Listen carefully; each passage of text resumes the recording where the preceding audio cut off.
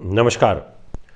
सभी कन्या राशि के दर्शकों, आपका बहुत बहुत हार्दिक स्वागत व अभिनंदन करता हूं हमारे इस YouTube चैनल पर, हमारे Facebook पेज पर, हमारे Instagram पर।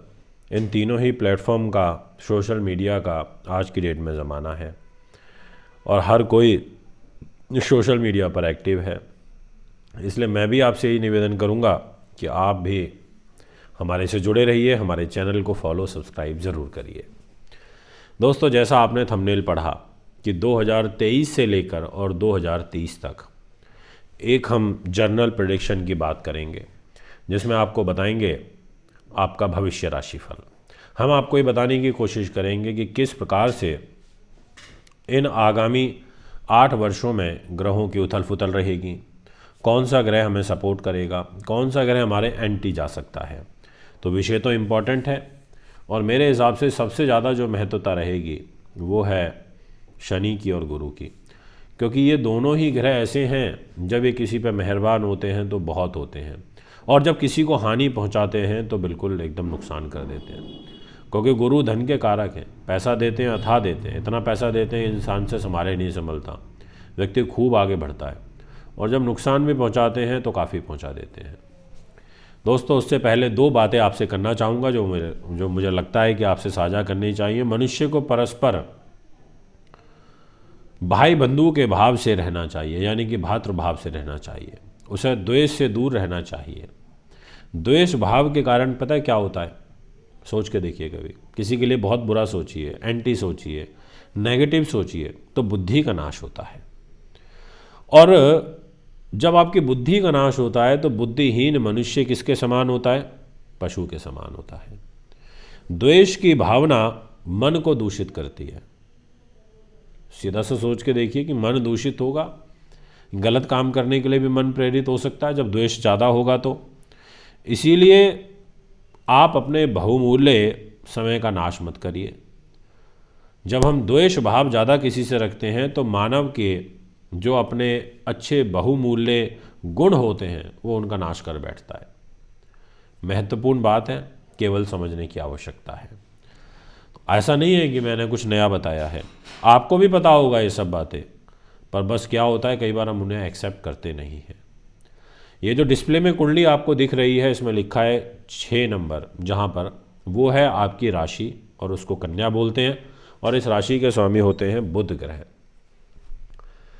अब यहाँ पर ये स्थान होता है प्रथम मान सम्मान और यशो उपलब्धि का। अब ये घर कन्या राशि वालों के लिए मान सम्मान का हो गया।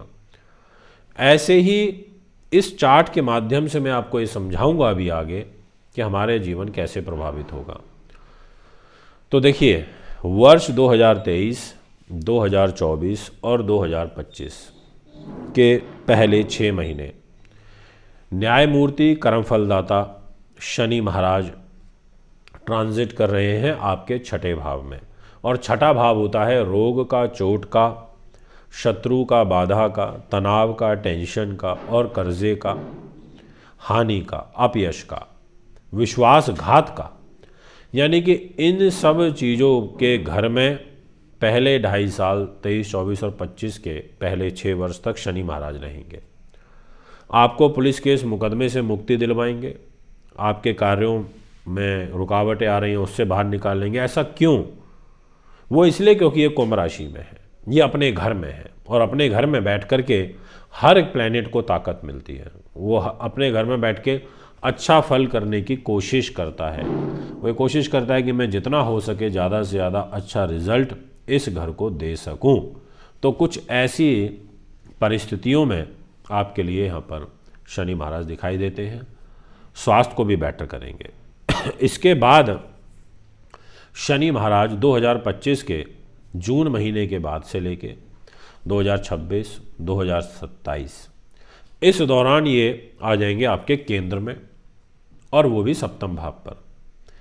इस घर में आकर के, मीन राशि में आकर के, यानी कि जहाँ पर 12 नंबर लिखा है वहाँ शनि आ जाएंगे और सीधा सप्तम दृष्टि से आपकी कन्या राशि को देखेंगे, उस घर को देखेंगे जिसके ये मित्र हैं। कन्या राशि के साथ इनका बहुत प्रेम भाव है, तो आपके मान सम्मान को बढ़ाएंगे, आपके यशो उपलब्धि को बढ़ाएंगे, आपके कार्य की सिद्धि करने का काम करेंगे।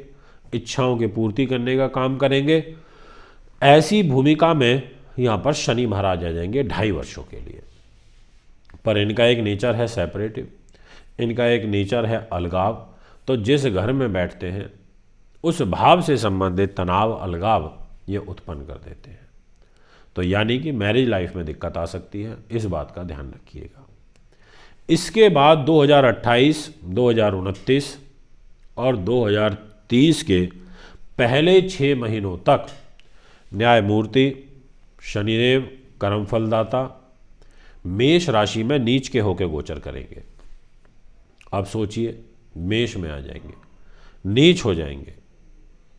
30 साल में एक बार नीच होते हैं। तो उस समय ये 2029 में जब 28 में नीच होंगे तो ये आपके अष्टम भाव पर हो जाएंगे, आयु के घर में नीच होंगे। तो वो समय आपके आयु के लिए खतरा उत्पन्न हो सकता है, आपको गंभीर पीड़ा लग सकती है, कोई कैंसर कारक बीमारी आपको घर बना सकती है। ऐसी परिस्थितियों का निर्माण 2028, 2029, 2030 में पहले 6 महीनों में दिखाई पड़ता है। ध्यान रखना होगा, शनि नर्वस सिस्टम को खराब कर देते हैं, शनि लीवर को इम्पैक्ट करते हैं, शनि पैरों को, नस नाड़ियों को, घुटनों को, पिंडलियों को प्रभावित करते हैं, टीबी की बीमारी देते हैं। इससे संबंधित कोई खतरा उत्पन्न हो सकता है, उस टाइम पर ध्यान रखिएगा। तो अब यहाँ पर बचाव की पोजीशन में कौन है? देव गुरु बृहस्पति। जी हाँ, देव गुरु बृहस्पति। 2023 में तो बचाव में नहीं है, 2024 में 40% आपके लिए फेवरेबल रहेंगे, 35 से 40%। 2025 में देवगुरु बृहस्पति आपको बहुत सहयोग प्रदान करेंगे, क्योंकि ये मिथुन राशि में रहेंगे और मिथुन में रह करके इनकी 7वीं दृष्टि प्रॉपर्टी, वाहन, ज़मीन, जायदाद के घर पर रहेगी। तो यानी कि 2025 वर्ष में प्रॉपर्टी से संबंधित गेन, आपको लाभ प्राप्त होगा और आपकी सरकारी नौकरी में आपको उन्नति प्राप्त होगी, प्रमोशन इत्यादि का सुंदर योग बनेगा। वर्ष 2026 में भी कुछ ऐसा ही होगा। देवगुरु बृहस्पति 12 साल के बाद वर्ष 2026 में जब उच्च के होंगे कर्क राशि में, बहुत अच्छा फल देंगे। इतना अच्छा फल देंगे उच्च के होकर के, एक तो आपका रिश्ता उस टाइम पर बहुत ऊंचे परिवार में करा देंगे, सुख साधन, प्रॉपर्टी, वाहन, ज़मीन, जायदाद की प्राप्ति करा देंगे। राजनीति में अगर आप इन्वॉल्व हैं और उस समय पर चुनाव हैं तो उस समय राजनीतिक सफलता आपको बहुत अच्छी प्राप्त होगी। और विदेशों में अगर आप बैठे हैं या विदेशों से संबंधित आप काम कारोबार करते हैं तो वर्ष 2026 में वह घर भी आपका मजबूत हो जाएगा।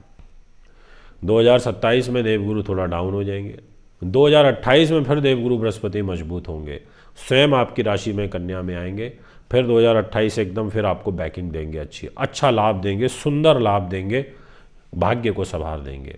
तो कुछ ऐसी स्थिति यहाँ पर रहेगी देवगुरु की और शनि महाराज की। अगर वीडियो पसंद आई तो चैनल को लाइक, सब्सक्राइब, फॉलो अवश्य करें, बेल आइकन के बटन को भी दबाएं। तुरंत एक और नई वीडियो लेकर के जल्द ही आपके बीच में उपस्थित होऊंगा। अच्छी क्वालिटी का रुद्राक्ष लेना चाहते हैं तो संपर्क कर सकते हैं, पूजा पाठ, रत्न में कुंडली दिखाने के लिए भी। नमस्कार, धन्यवाद।